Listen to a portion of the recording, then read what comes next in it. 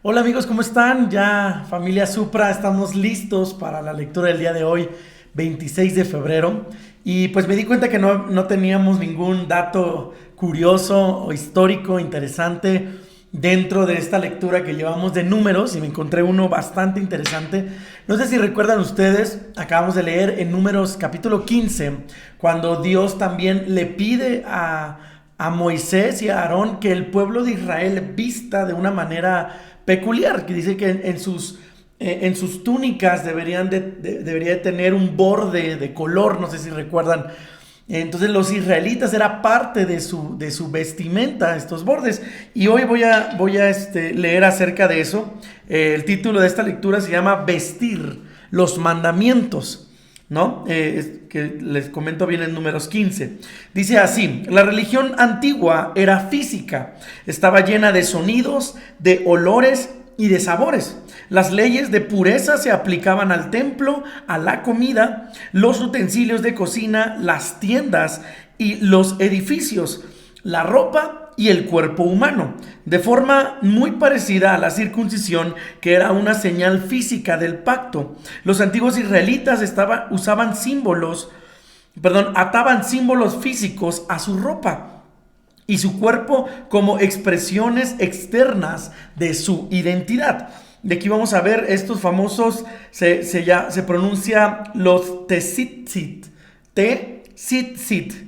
Dice, la Torá ordenaba a los israelitas atar tzitzit, o son borlas, ¿verdad?, a las esquinas de las vestiduras. La palabra hebrea kanifayim, que quiere decir esquinas, también puede significar alas o extremos, por lo que es probable que estas borlas estuvieran fijadas de forma permanente en el dobladillo de las túnicas, de la túnica exterior del antiguo israelita. Estas borlas eran las que utilizaban en las esquinas de sus atuendos que ellos utilizaban, de estos mantos.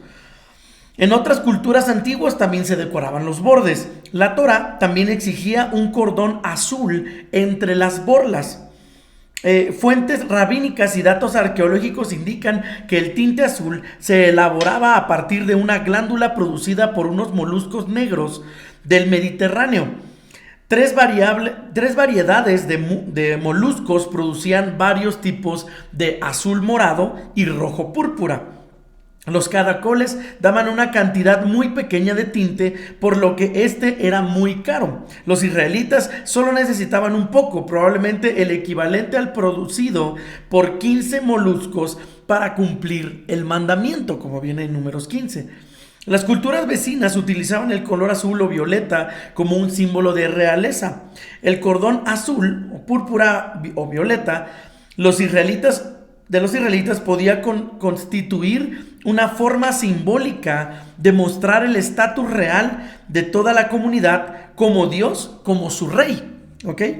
La historia en la que David cortó la esquina del manto de Saúl, por tanto, las borlas, representaba que se arrebataba la realeza a este y se le entregaba a David. El relato de la mujer que toca el borde de la túnica de Jesús también tiene matices simbólicos si tenemos en cuenta las borlas. O sea, tendría un significado más profundo. O sea, Jesús también utilizaba estos mantos. El pueblo judío no solo conocía o sabía de la ley, sino que vestía también la ley. Es lo que está tratando de decirnos esta lectura. Dice, los tefillín, así se llaman, tefillín, además de las borlas, también se ordenaban a los israelitas que llevasen ciertos objetos en la frente y en los brazos. Eso viene en Deuteronomio 6:8.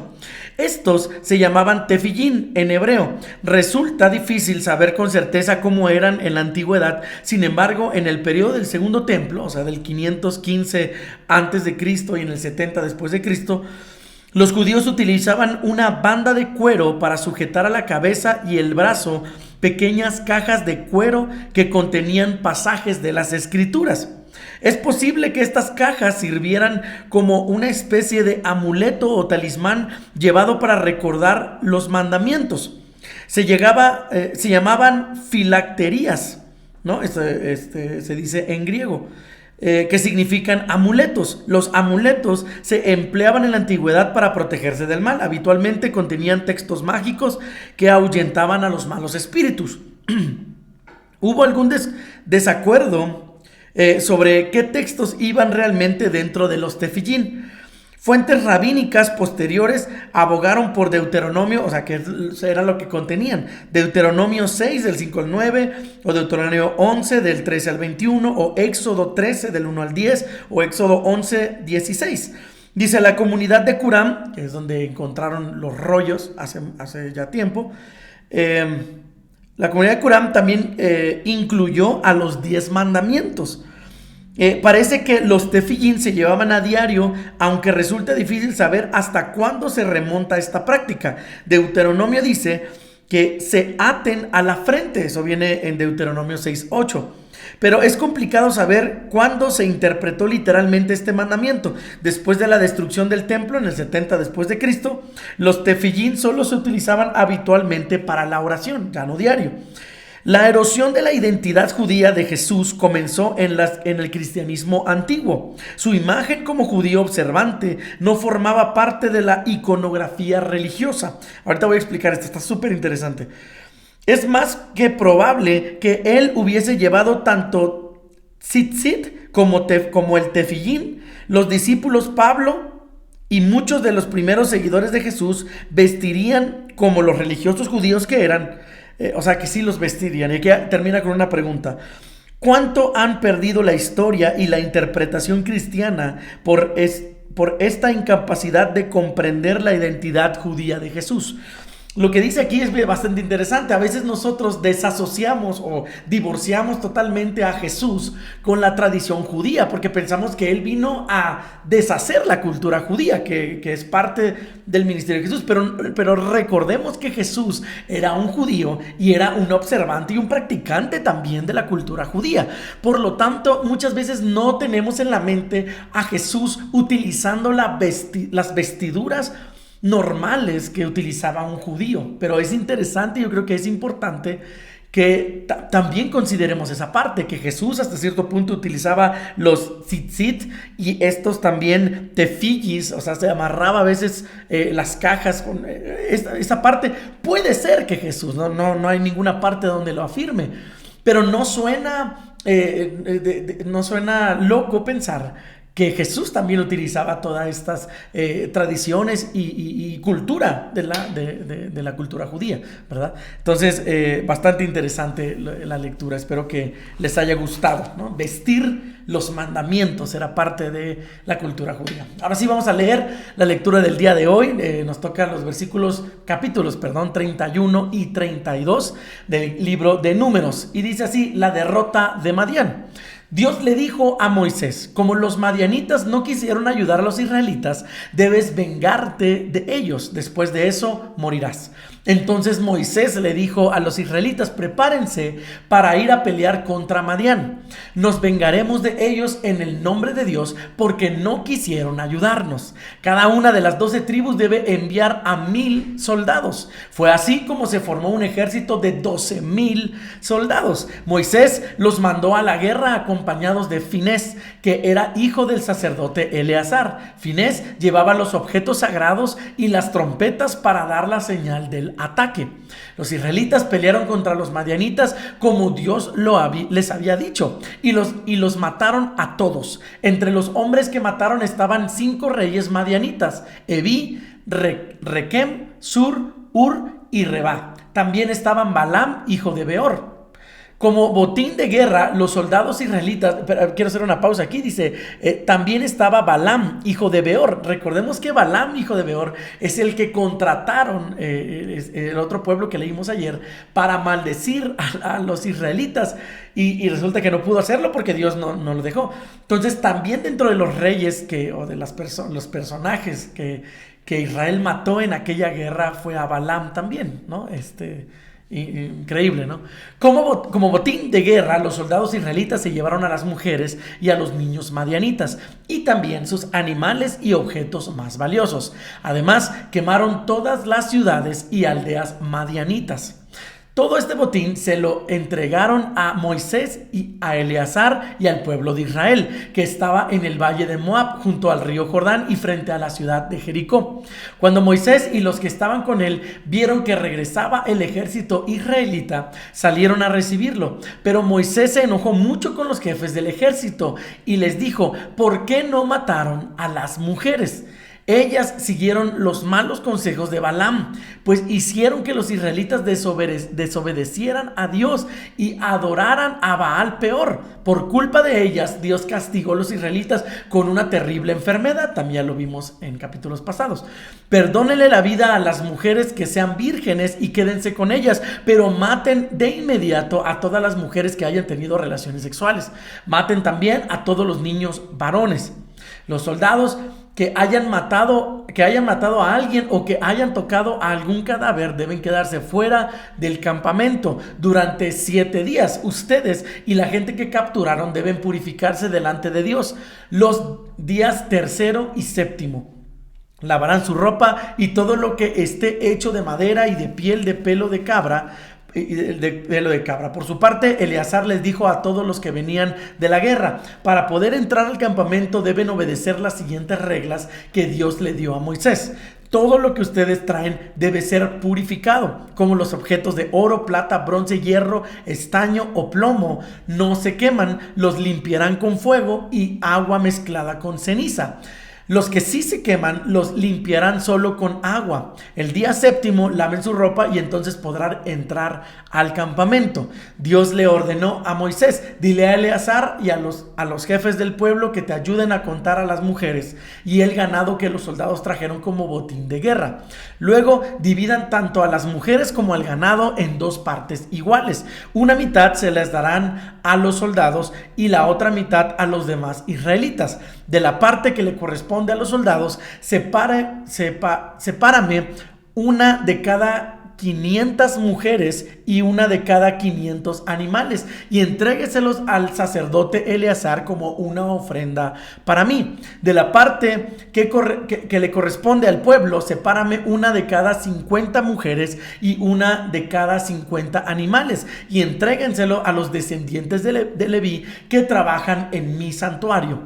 Este es el total de mujeres y animales que contaron Moisés y Eleazar: 675,000 ovejas y 72,000 bueyes, 71,000 burros y 32,000 mujeres vírgenes. Este botín lo dividieron en 2 partes iguales, una parte los soldados y otra parte el pueblo. Esto es lo que le dieron a cada parte: 337,500 ovejas, 36,000 bueyes, 30,500 burros y 16,000 mujeres. De la parte que le correspondió a los soldados, Moisés le dio al sacerdote Eleazar como ofrenda para Dios lo siguiente: 675 ovejas, 72 bueyes, 61 burros y 32 mujeres. De cada 50 mujeres, Moisés les entregó una a los descendientes de Leví, tal como Dios lo había mandado.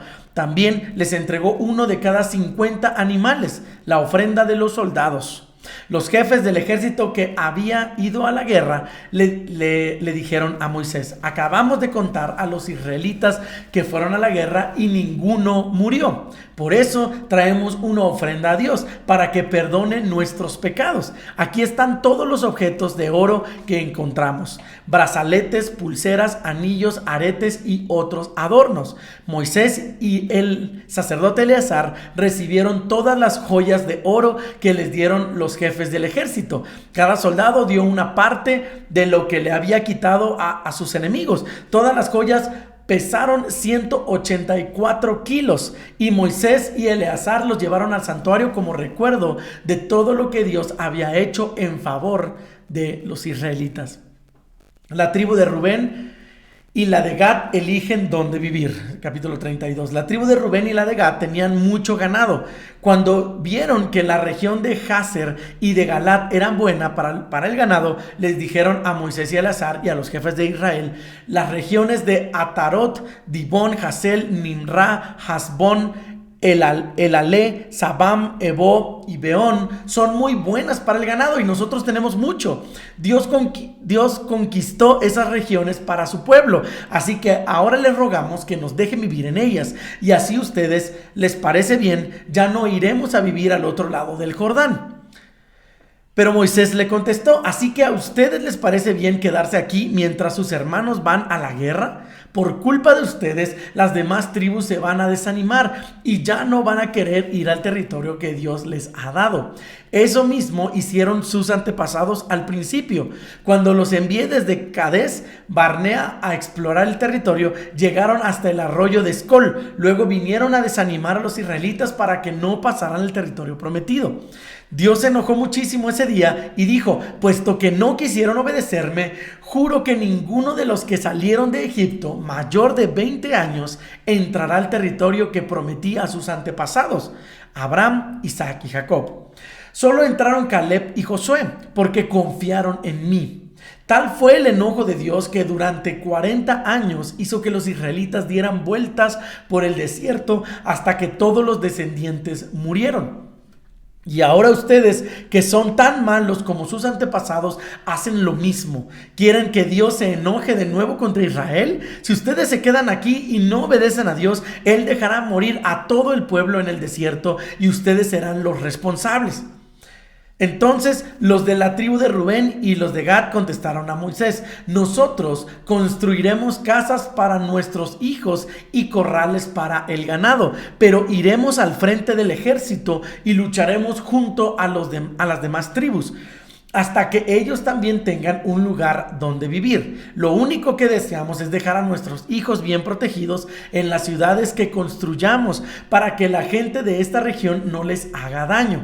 Cuando los demás israelitas tengan también un lugar donde vivir, regresaremos a nuestro territorio, pues no queremos vivir con ellos del otro lado del río Jordán. Moisés les dijo, está bien, pero para que no haya problemas, crucen el río Jordán con nosotros para ir a la guerra. Así obedecerán a Dios hasta que Él derrote a sus enemigos y tome ese territorio. Luego podrán regresar a sus casas, pues habrán cumplido con Dios y con los israelitas. Construyan aquí ciudades para sus hijos y corrales para su ganado, pero cumplan su promesa, porque si no lo hacen, cometerán un gran pecado contra Dios. Y Él los castigará. Los de la tribu de Rubén y los de la tribu de Gad le dijeron a Moisés, somos tus servidores y haremos lo que nos ordenes. Nuestros hijos y esposas y todos nuestros animales se quedarán en las ciudades de Galaad, pero nosotros obedeceremos a Dios. Iremos a pelear del otro lado del río Jordán. Moisés habló con Josué, con el sacerdote Eleazar y los jefes de la tribu de Israel. Y les dijo, los de la tribu de Rubén y los de Gad y de la tribu de Gad prometieron cruzar el río Jordán con ustedes para conquistar el territorio prometido. Luego quieren permiso para volver a vivir en la región de Galaad. Pero si no cumplen su promesa, entonces tendrán que ir a vivir con todos ustedes en el territorio de Canaán. Entonces los de Rubén y los de Gad hicieron esta promesa delante de todos. Nosotros obedeceremos a Dios, iremos armados a pelear a la región de Canaán, pero luego nos regresaremos a vivir de este lado del río Jordán. Este será nuestro territorio. Así fue como Moisés le dio ese territorio a la tribu de Gad y a la de Rubén y a la media tribu de Manasés. Allí estaban las ciudades y campos donde antes vivían Sihón, el rey amorreo, y Og, el rey de Basán. Los de la tribu de Gad construyeron las siguientes ciudades: Dibón, Atarot, Aroer, Atarot Sofán, Jazer, Jobeá, Bet-Minra y Bet-Arán. A todas estas ciudades les hicieron muros de protección y también hicieron corrales para sus rebaños. Los de la tribu de Rubén construyeron las siguientes ciudades: Esbón, Elalé, Kiriataim, Nebo, Balmeón y Sibma. Algunas de esas ciudades les cambiaron el nombre, sobre todo a las que ellos reconstruyeron. Moisés les dio a los descendientes de Maquir, que eran hijos de Manasés, los terrenos de la región de Galaad, porque ellos echaron fuera a los amorreos que vivían allí. Por eso se quedaron con esa región. Jair, otro de los hijos de Manasés, le quitó a los amorreos unos campamentos y les puso el nombre de Abot Jair. Nobat se quedó con el territorio de Kenat y con los pueblos que le rodeaban y le puso su propio nombre, Nobá. Esta es la lectura del día de hoy. Espero que les haya gustado también el dato curioso del día de hoy. Así que seguimos en esta hermosa disciplina y sigamos leyendo. Dios me los bendiga mucho. Nos vemos el día de mañana.